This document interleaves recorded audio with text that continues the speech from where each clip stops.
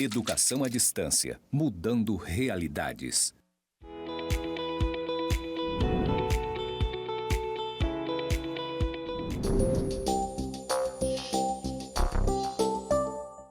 Olá, meu querido, olá, minha querida, seja muito bem-vindo à nossa aula 4, professor Alberto Viana. Hoje estou aqui com meu terno preto, camisa social, também escura, calça um pouco mais clara, sapato marrom. Eu que tenho aí 1,75 m, sou moreno, né? Sou bonito e também sou legal, e estou aqui neste estúdio, né, com fundo branco, detalhes verdes da nossa educação à distância do Instituto Federal. Até rima, né? Bonito, legal, do Instituto Federal de Rondônia. Vamos para a nossa aula 4, que vamos tratar hoje sobre gerenciamento do negócio e também os aspectos legais. E aí, volta aqui para mim porque eu quero te perguntar uma coisa. Estudou o conteúdo da aula passada? Tá? Falamos lá de inovação, sustentabilidade, investidores, dê uma olhadinha, tá por dentro desse assunto. Se não tá, para aqui, volta lá para a aula, volta a dar uma lida, assiste lá a minha videoaula, que eu acho que tem lá uma média de 25 minutos, mais ou menos, para você, de fato, firmar este conteúdo. Não deixe de estudar, não deixe de revisar, tá? Aprende mais quem lê mais, quem vê mais, mas principalmente quem pratica. Tá bom? Então faz essa prática, vai ler mais conteúdo, vai nas referências, não deixe de estudar, porque isso é que vai trazer resultado na sua vida, ok? Vamos para a aula então, objetivos, entender o gerenciamento do negócio, conhecer os aspectos legais que regulam as micro e pequenas empresas. Sobre o gerenciamento do negócio, a mortalidade, né, das micro e pequenas empresas está diretamente relacionada a erros cometidos no planejamento, no gerenciamento e também no comportamento dos empreendedores em fatores externos, e eu ainda digo mais que também fatores internos, pois não depende somente dos externos, diversos. Por quê? Como é que você deve de fato gerenciar o teu negócio? Com planejamento. Primeira coisa é planejar. Quanto que eu posso gastar se o objetivo de fato da tua empresa tiver que haver gastos?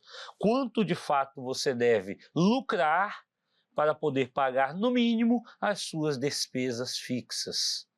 E é claro, também as variáveis, depende do tipo do teu negócio. É preciso planejamento e é preciso gerenciamento, mas principalmente o controle o tempo inteiro.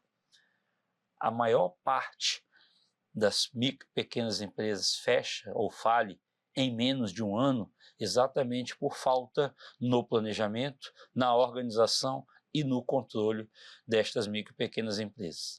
Essa é uma das falhas maiores.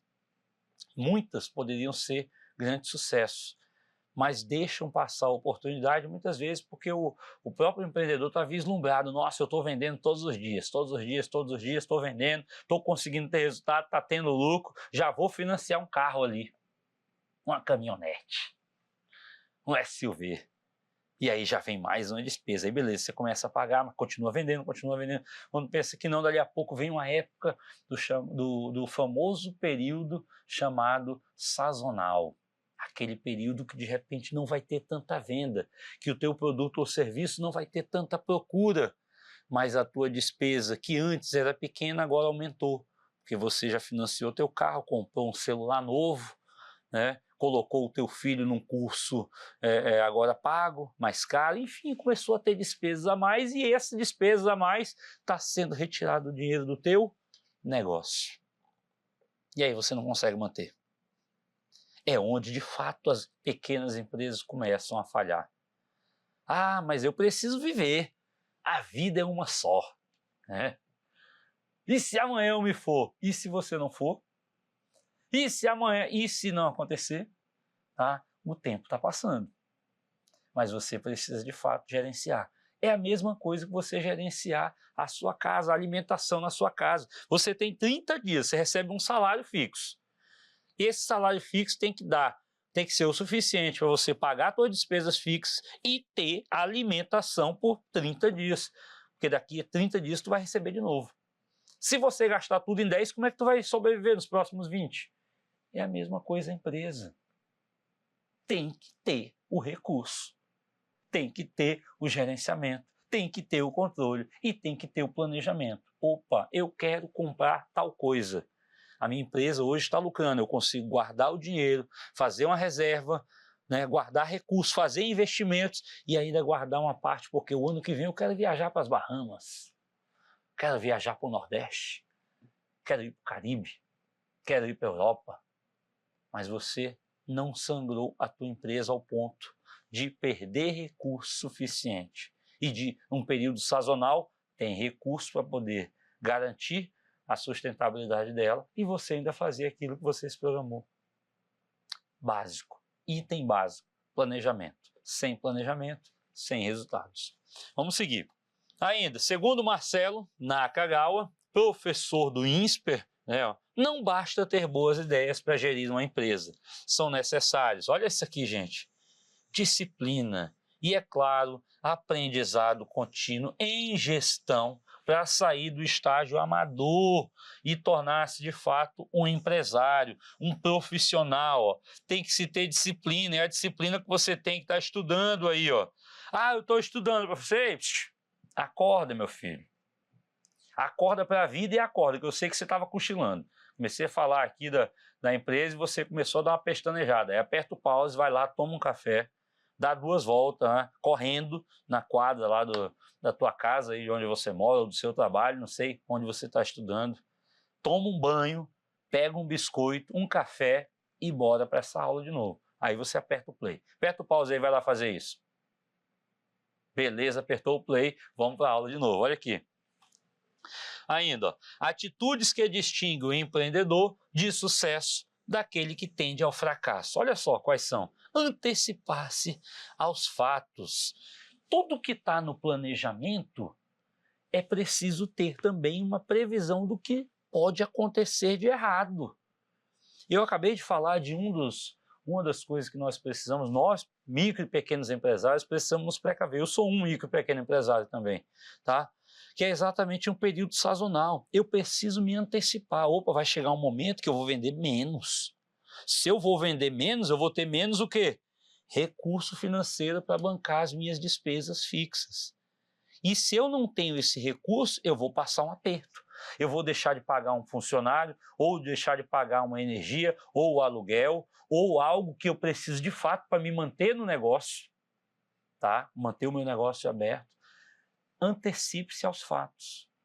Isso aqui é onde você separa o menino, né, do homem. Os homens dos meninos, né? Vamos para cá. Buscar intensamente, ó, informações, estudo. Estudo, quanto mais informações, mais conhecimento, mais resultados. E, é claro, também persistir nos objetivos. Atitudes que distinguem o empreendedor de sucesso daquele que tende ao fracasso. Ter um plano de ação para atingir metas e objetivos, inclusive no período sazonal. Deixa eu colocar aqui para você lembrar. Tá? Saber onde quer chegar. De nada adianta. Ah, eu estou aqui vendendo, mas onde tu quer chegar? Né? Qual o teu caminho? Tu quer ficar com essa empresa pequena a vida inteira ou tu quer ser um grande empresário? Manter um relacionamento ativo com outras empresas, bancos, entidades e, é claro, também com o governo, se for possível, se for o caso do seu negócio. Ainda, possuir experiência. Só que possuir experiência é algo muito relativo. Às vezes você vai adquirindo experiência com o andar da carruagem, né? Ou seja, com o andar do teu negócio.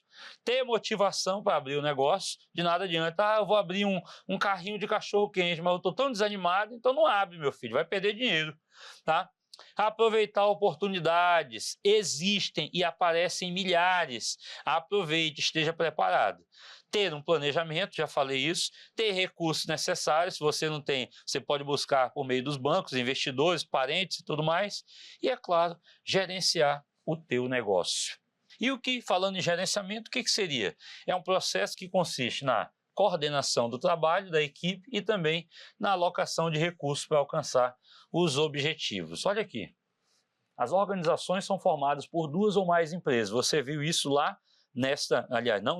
na minha disciplina de teoria das organizações. Acho que na primeira aula eu já falei o que são as organizações. São formadas por 2 ou mais pessoas. Tá? E um dos objetivos do gerenciamento do teu negócio é exatamente gerenciar estas pessoas ou os recursos pessoais, recursos tecnológicos, recursos financeiros, para poder, de fato, você ter resultados dentro daquilo que você propôs como objetivo para a sua empresa. Olha aqui de novo, gerenciamento do negócio é o processo de planejar, organizar, comandar, coordenar e controlar o seu empreendimento. Isso aqui você viu aonde? Lá na famosa teoria. Olha só, uma revisão da teoria das organizações. Você viu na teoria clássica. Teoria clássica, quem era o autor? Um cara chamado Fayol. Que na teoria neoclássica, já com Drucker e tantos outros, se transformou em planejar, organizar, dirigir e controlar, que é o mesmo processo, mas algo totalmente contemporâneo. Planeja, organiza, dirige e controla o teu negócio. Se você quer crescer, você precisa fazer isso de forma muito disciplinada. Pode dar errado? Pode, mas tem 50% de chance de dar certo. E a depender do negócio, 60%, 70%, 80%, 90% e às vezes até 100%, mas depende de você. O que você quer para a sua vida, para o seu negócio? Eu quero resultado, então busca, trabalha, não fraqueja. Porque se você acha que você vai abrir um negócio para trabalhar só 8 horas por dia, ele existe. Existe, o empresário é o primeiro que chega e o último que sai. E ele trabalha de domingo a domingo. Mas eu não posso ir nem para o churrasco com meus amigos? Pode. Mas tu tem que estar no churrasco pensando que no outro dia o teu negócio tem que estar aberto. Ou, às vezes, pegando informações com os teus amigos, e às vezes essas informações, o famoso networking, vai te dar novas ideias para te implementar na tua empresa e fazer ela crescer cada vez mais. Gerenciar não é só, não, eu vou lá, abro direitinho, faço as coisas, vou para casa. Não, meu filho. É colher aquilo que está acontecendo no teu mundo, ao teu redor. Porque às vezes traz muitas ideias para você aplicar lá. E às vezes era isso que estava faltando para o teu negócio deslanchar. Volta aqui. De maneira simples, é preciso que tenha visão e acumule as questões estratégicas, táticas e operacionais. E as suas principais funções são planejamento, estabelecer objetivos e meios para alcançá-los, organização, que é estruturar os recursos, para alcançar os resultados esperados, comando, que é selecionar, desenvolver e motivar pessoas para atingir os objetivos estratégicos da empresa, controle, que é monitorar os recursos e principalmente os resultados. E entrando agora na parte legal, tem muito mais conteúdo, tá? Antes que a gente veio para cá, tem muito mais conteúdo para você aí. Eu coloquei um resumo e estou trazendo mais informações do que não tem aí no teu material, porque eu já trago um conhecimento de vida para você. Então, leia o conteúdo, busca referências e, é claro, esteja antenado. Quem gere um pequeno negócio, para poder crescer, ele precisa estar antenado, de olho em oportunidades que podem surgir para fazer com que o teu negócio fique cada vez melhor, tá bom? E isso a lei também ajuda. Vamos para a lei. Lei Geral, conhecida como Novo Estatuto Nacional das Micro e Pequenas Empresas e também das Empresas de Pequeno Porte, foi instituída aí pela Lei 123, de 14 de dezembro de 2006. Ela estabeleceu normas gerais relativas ao tratamento diferenciado e também favorecido a ser dispensado às microempresas e também às empresas de pequeno porte no âmbito dos poderes da União, Estado, Distrito Federal e dos municípios nos termos dos artigos 146, 170 e também 179 da Constituição Federal.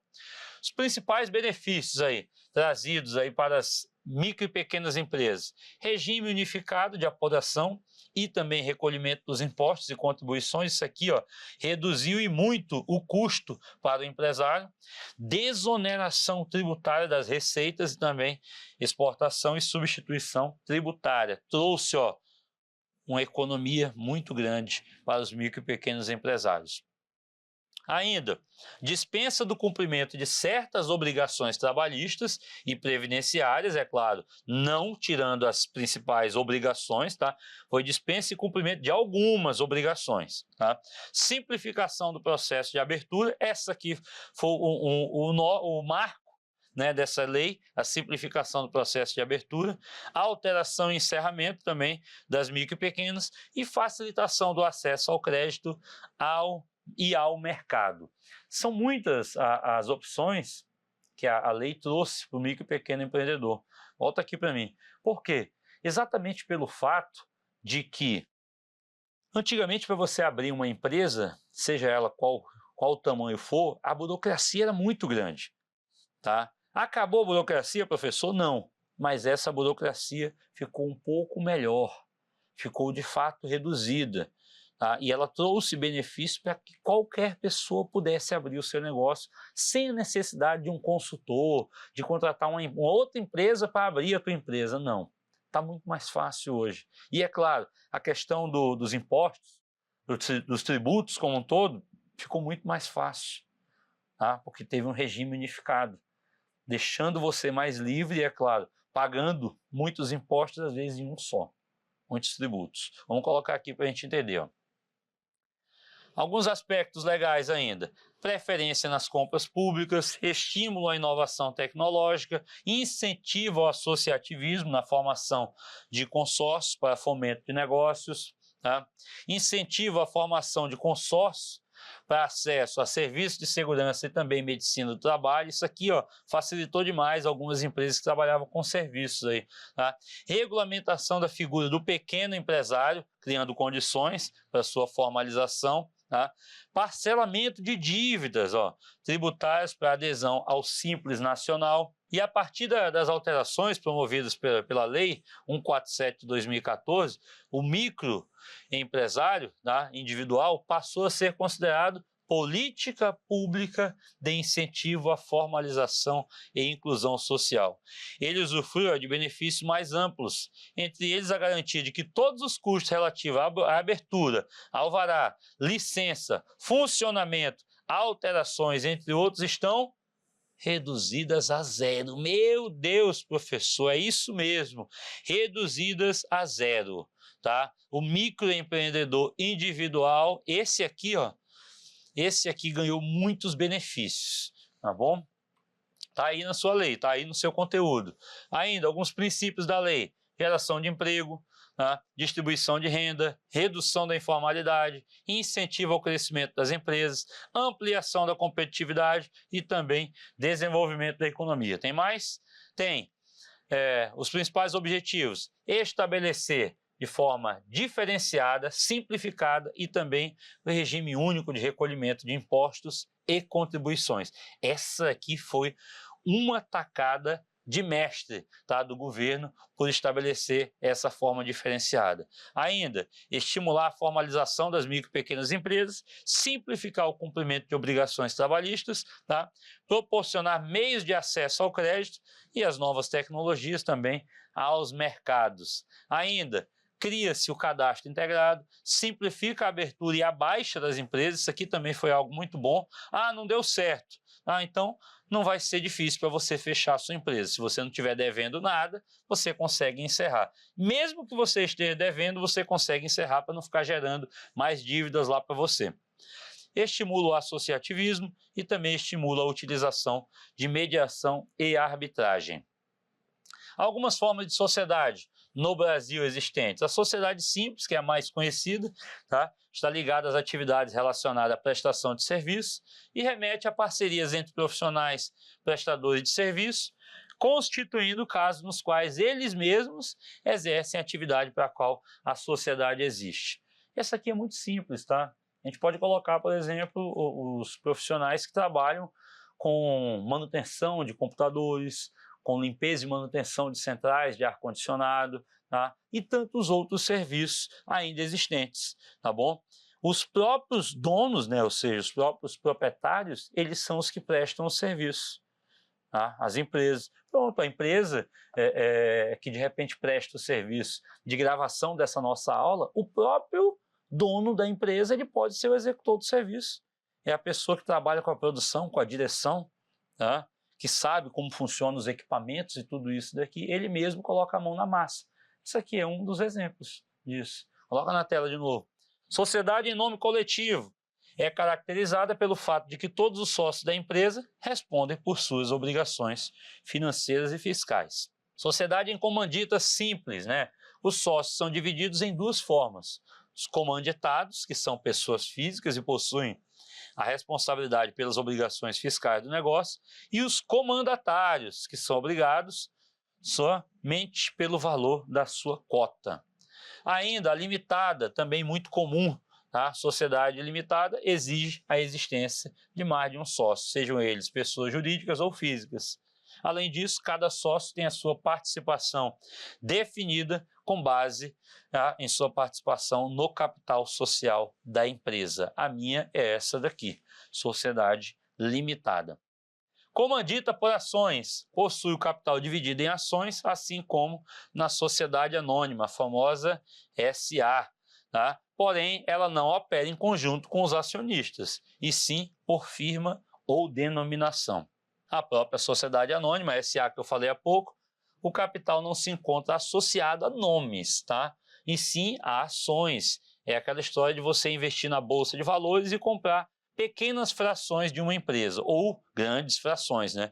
Junto a isso, é exigido que haja, no mínimo, 7 acionistas e suas responsabilidades são divididas conforme as suas ações. Tem aqueles que têm 40% das ações, então as responsabilidades é referente a esses 40%. E tem aqueles que só têm 0,00001%. É só a responsabilidade que ele vai ter, tá bom? É isso para a próxima aula. Vamos falar de instituições, políticas públicas e programas de apoio para as micro e pequenas empresas. Rápido, né? Você aprendeu alguma coisa daqui? Se não aprendeu, volta essa aula lá para o início, retoma a leitura do conteúdo, assiste, lê e vai buscar mais referências. Porque, como eu te falei desde o início, isso aqui é um resumo. E esse resumo você precisa apenas ter como base, tá, do teu conhecimento. Você precisa aprofundar o seu conhecimento, lendo o material de apoio e lendo as referências bibliográficas previstas aí na nossa ementa dessa disciplina, tá bom? Te aguardo na próxima aula. Até mais.